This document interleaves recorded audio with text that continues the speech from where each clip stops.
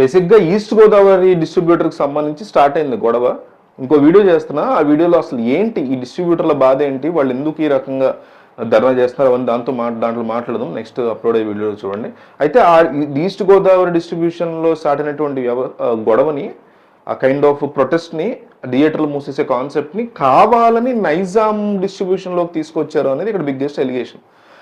ఇండస్ట్రీని ఎప్పుడు కూడా నలుగురు టాప్ ప్లేయర్స్ ఉన్నారు, నలుగురు చేతిలో మాత్రమే మాఫియాగా ఉంది ఇండస్ట్రీ అనేటువంటి ఆరోపణలు ఎప్పటి నుంచో వినిపిస్తూ ఉంటాయి. ఆ తర్వాత సురేష్ ప్రొడక్షన్ నుంచి చాలా వరకు ఆయన తప్పుకున్నారు, మిగతా వాళ్ళు అట్లా కంటిన్యూ అవుతూ వచ్చారు. అల్లు అరవింద్ కానీ, దిల్ రాజు కానీ, ఇంకొకళ్ళు. అయితే ఇప్పుడు ఈ హరిహర వీరమల్ల మీద కుట్ర జరిగిందా అంటే, కుట్ర నిజానికి హరిహర వీరమల్ల మీద కంటే మైత్రి మూవీ మేకర్స్ మీద నాకు అనిపించింది. ఎందుకంటే నలుగురు స్టాండ్ ఆఫ్గా ఉన్న, నలుగురు స్ట్రాంగ్గా ఉన్నటువంటి ఈ మాఫియా అనండి, లేకపోతే ఏదైనా ఈ గేమ్లోకి మైత్రి మూవీస్ ఎంటర్ అయ్యి డిస్ట్రిబ్యూషన్ రంగంలోకి రీసెంట్గా ఎంటర్ అయ్యారు. 1.5 year అయింది. వచ్చి చాలా స్ట్రాంగ్గా దూసుకెళ్తున్నారు వాళ్ళు, థియేటర్స్ అన్ని కూడా తమ దగ్గర పెట్టుకుని.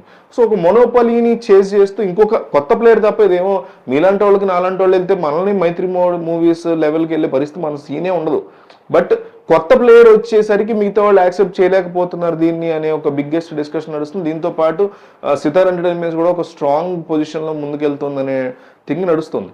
సో ఈ కైండ్ ఆఫ్ నేపథ్యంలో, ఈ కైండ్ ఆఫ్ సిచ్యువేషన్స్లో హరిహర వీరమల్ల మీద టార్గెట్ చెయ్యాలి అని అంటే బిగ్గెస్ట్ ఎలిగేషన్. నటికుమార్ అనే ఒక ప్రొడ్యూసర్ నుంచి ఆయన ఏదో మాడుతూ ఉంటాడు, ఈసారి ఎందుకో పవన్ కళ్యాణ్కి పాజిటివ్గా మాట్లాడు. ఆయన వేసిన ఎలిగేషన్ ఏంటంటే సురేష్ బాబు అండ్ అల్లు అరవింద్ వీళ్ళిద్దరు కలిసి ద్వారంపూడి చంద్రశేఖర్ ఉన్నారు కదా, ఈస్ట్ గోదావరిలో ఉన్నటువంటి వైసీపీ నాయకుడు, గతంలో ఎమ్మెల్యేగా చేశారు, ఆయనతో కుమ్మక్కయ్యి వీళ్ళిద్దరూ కలిసి హరిహర వీరమల్లు సినిమాని ఆపే ప్రయత్నంలో భాగంగా ఈస్ట్ గోదావరిలో ఉన్నటువంటి డిస్ట్రిబ్యూషన్ గొడవను తీసుకెళ్లి నైజాంలో కావాలని పెట్టారు అనేది ఒక బిగ్గెస్ట్ ఎలిగేషన్ కింద నట్టికుమార్ వేయడం జరిగింది.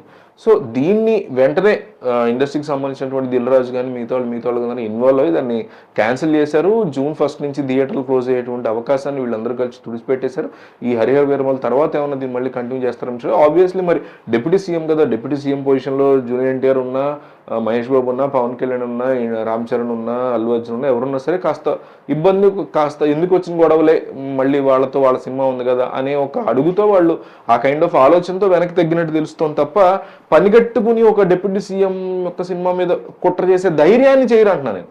ఆ కైండ్ ఆఫ్ అసలు చేయరు పాపం వీళ్ళ అమ్మాయికులో నేను అన్న కానీ ఆ కైండ్ ఆఫ్ ధైర్యం చేయటం వల్ల మళ్ళీ వీళ్ళకే లాస్ అవుతుంది ఆబ్వియస్లీ. సో రకరకాల సినిమాలకు సంబంధించి మీకు ఎప్పటికప్పుడు హైకులు కానీ అది కానీ ఇది కానీ ఇచ్చే పరిస్థితి కనిపిస్తుంది ఈ కూటమి ప్రభుత్వం వచ్చాక. అందులోనూ పవన్ కళ్యాణ్ సినిమా ఇండస్ట్రీ వ్యక్తి కాబట్టి సినిమాటోగ్రఫీ మినిస్ట్రీ కూడా జనసేనకు సంబంధించిన దుర్గేష్ ఎవరో ఆయనకే ఇచ్చారు కాబట్టి సో పాజిటివ్గానే ఉంది ఇండస్ట్రీకి ప్రస్తుతానికి. కాబట్టి పనిగట్టుకుని డిప్యూటీ సీఎం పవన్ కళ్యాణ్ సినిమాని ఆపే కుట్ర ఆయన మీద కక్షతో చేయరు, మేబీ మైత్రి మీద కక్షతో చేసి ఉంటారని అనిపిస్తుంది.